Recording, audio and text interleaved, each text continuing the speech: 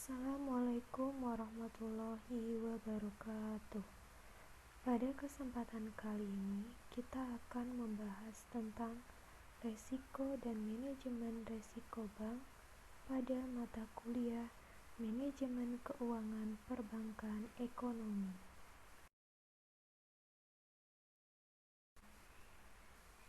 Kemudian pada slide kedua ini menjelaskan definisi resiko dan manajemen resiko.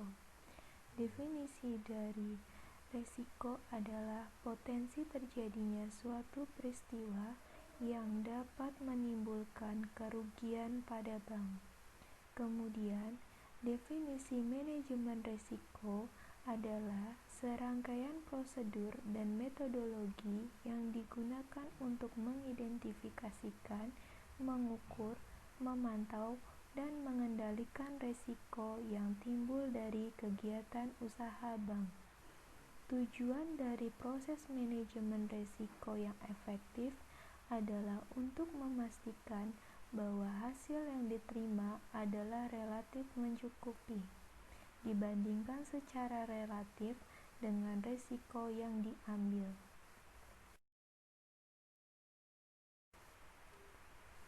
Kemudian pada materi selanjutnya, di mana pada slide ini terdapat jenis-jenis risiko perbankan yang terdiri dari yang pertama, risiko kredit, yang kedua, risiko pasar, yang ketiga, ada risiko likuiditas, yang keempat, ada risiko operasional, kemudian yang kelima, ada risiko hukum, keenam, ada risiko reputasi, ketujuh, ada risiko strategik, dan yang kedelapan, terdapat risiko kepatuhan.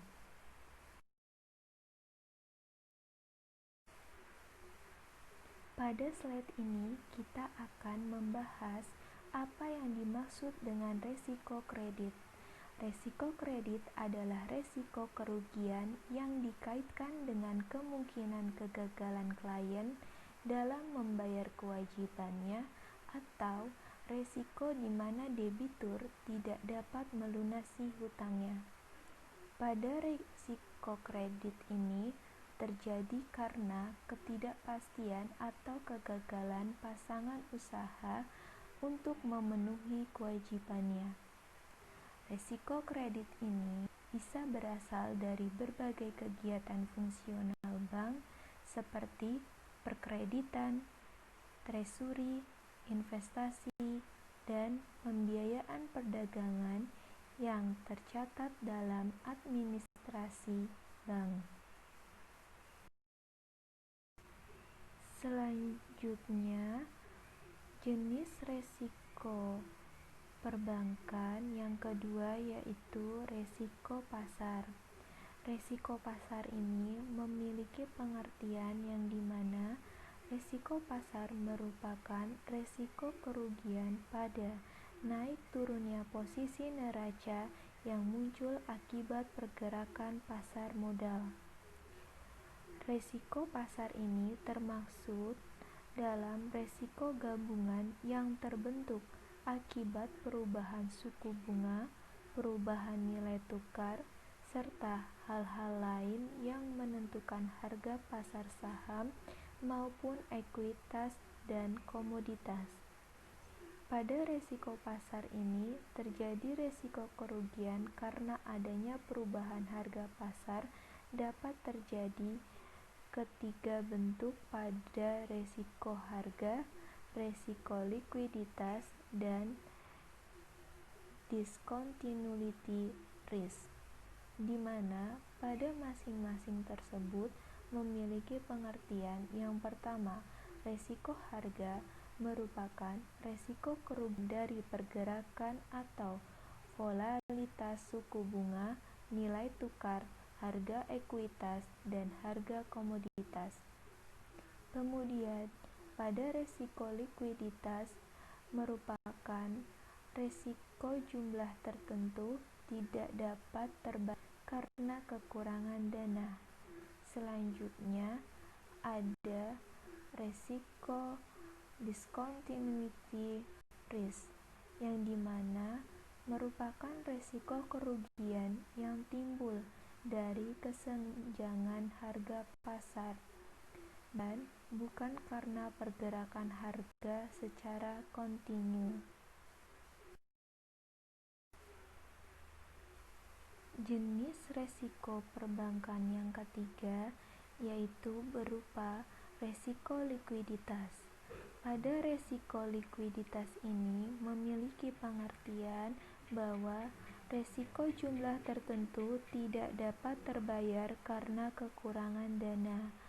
Pada resiko likuiditas ini dapat dibedakan menjadi dua, yaitu resiko likuiditas aset yang dimana memiliki pengertian resiko yang timbul ketika suatu transaksi tidak dapat dilaksanakan pada harga pasar yang terjadi oleh karenanya besarannya nilai transaksi relatif kecil terhadap besarnya pasar.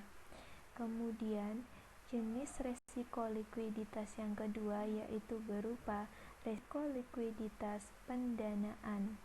Resiko likuiditas pendanaan merupakan ketidakmampuan untuk memenuhi kewajiban yang telah jatuh tempo, yang pada gilirannya akan mengakibatkan likuidasi.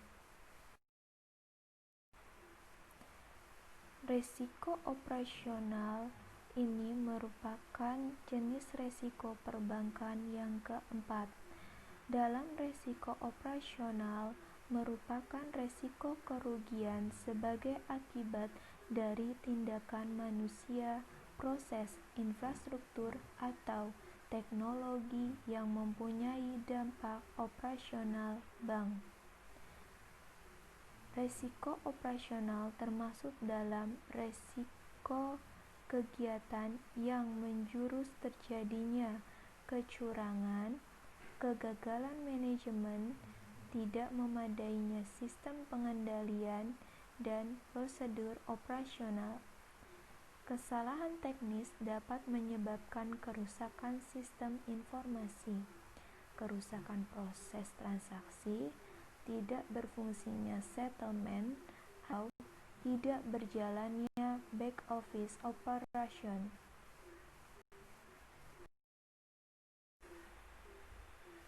Pada slide ke-8 ini terdapat resiko hukum yang termasuk ke dalam jenis resiko perbankan yang ke-5. Resiko hukum adalah resiko yang timbul dari potensi terjadinya pelanggaran kontrak, kasus pengadilan, atau kebijakan yang salah yang dapat menyebabkan pengaruh negatif terhadap kondisi keuangan maupun operasional bank. Resiko hukum umumnya berkaitan dengan resiko kredit, oleh karena kerugian counterparty karena transaksi dengan bank mencari penyelesaian lewat pengadilan. Bentuk lain adalah gugatan pengadilan terhadap perusahaan yang dilakukan oleh para pemegang saham karena menderita kerugian yang besar.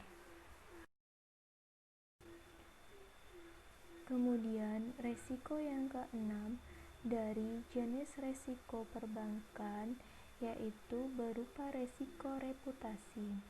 Resiko reputasi ini memiliki pengertian yaitu resiko reputasi merupakan resiko kerusakan potensial sebagai akibat opini negatif publik terhadap kegiatan bank, sehingga bank mengalami penurunan jumlah nasabah atau menimbulkan biaya besar karena gugatan pengadilan atau penurunan pendapatan bank. Rumor pasar atau persepsi publik merupakan penyebab signifikan di dalam menentukan tingkat resiko reputasi. Resiko reputasi ini dapat timbul dalam kasus di mana nasabah mengalami masalah dengan jasa bank, tetapi belum diberi informasi yang memadai tentang penggunaan produk dan prosedur penyelesaian masalah.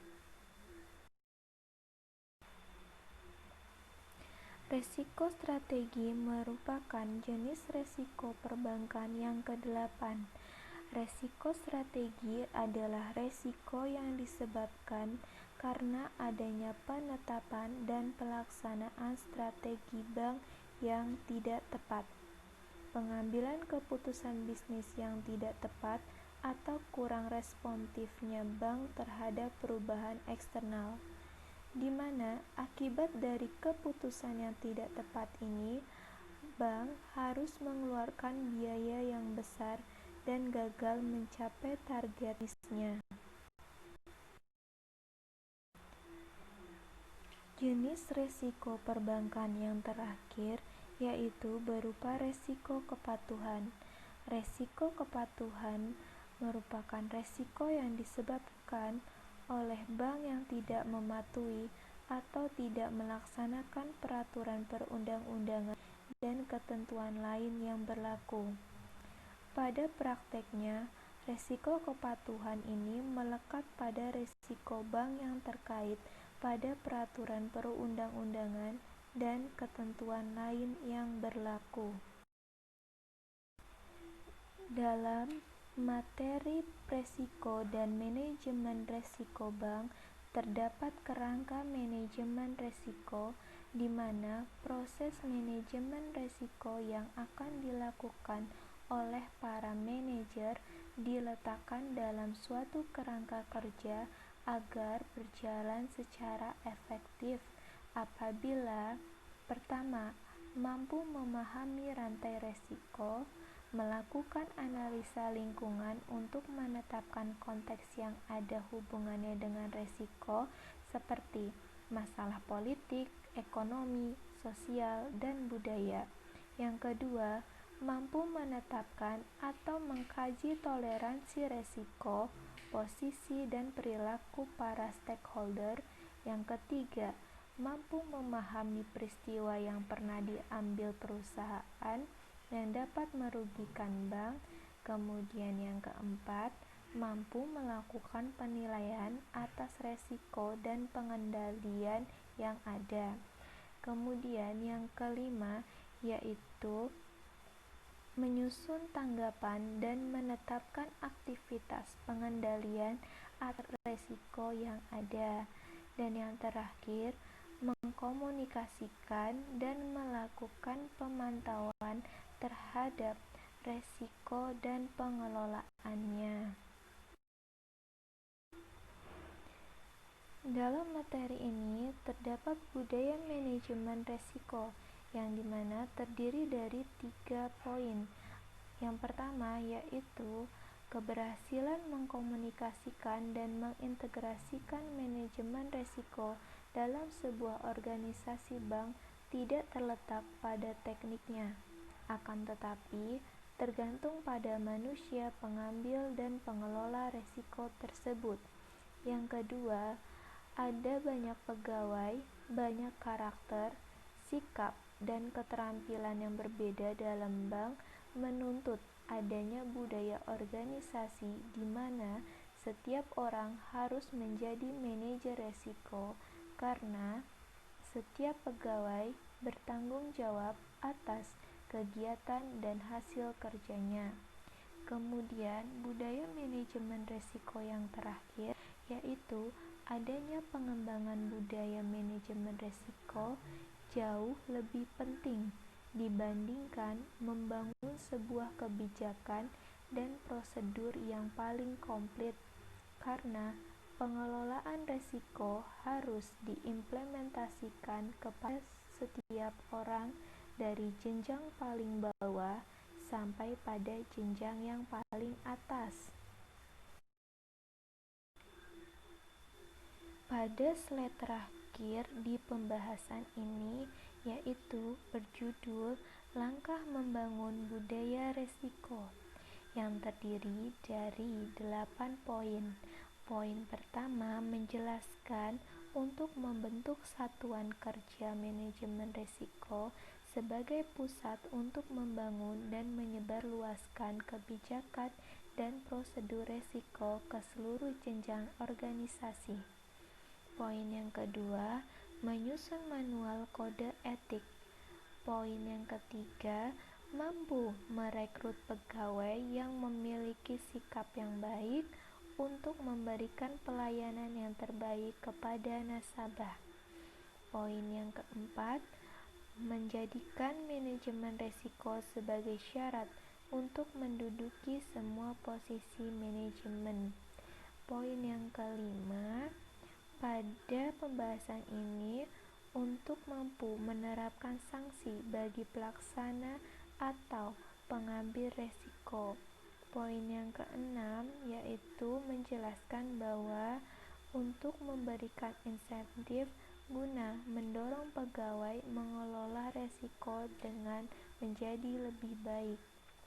Kemudian pada poin ketujuh yaitu mampu menerapkan seperangkat aturan agar pegawai tidak berani mengambil risiko yang berlebihan.